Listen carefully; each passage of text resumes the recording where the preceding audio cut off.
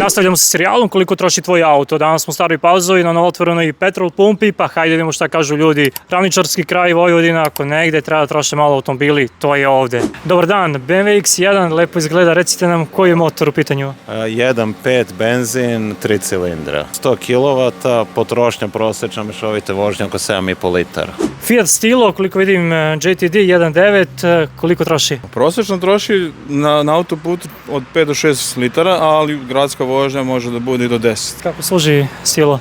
Pokretni tank, znači nestaje ni uzbrdo ni nizbrdo. Inače, vjerojatno će vas zanimati koliko troši ovaj moj A7, 3.0 benzina, 340 konjskih snaga, neki dugoročni prosjek je tu oko 9 litara, veliki automobil, dosta kubika, dosta snage, tako da je to i neka očekivana potrošnja. Naravno, zavisi gde se i kako se vozi. Znamo da spusti na otvorenu i na 7,5-8 litara, po gradu ide i preko 10. A da, za svako koga budemo pitali, imamo jedan voucher za kafu i imamo ovu odličnu, preukusnu proteinsku čokoladicu, preporuka da probate.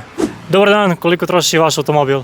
Oko 9,5 litara. U pitanju je Geely Star A 2.0, je li tako? Tako je, da. 238 konja. Ozbiljno auto. Kako se zadovoljni?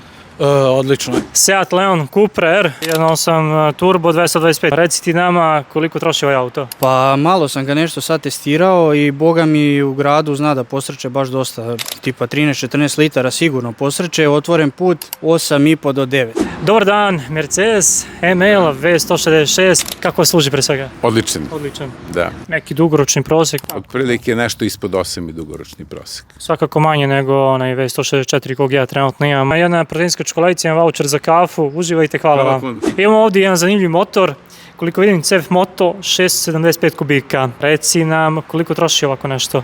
Pa neke normalne vožnje tu oko 5 litara. Čuli ste kako su potrošnje ovdje u Staroj Pazovi, pišite koji grad sljedeći da posetim.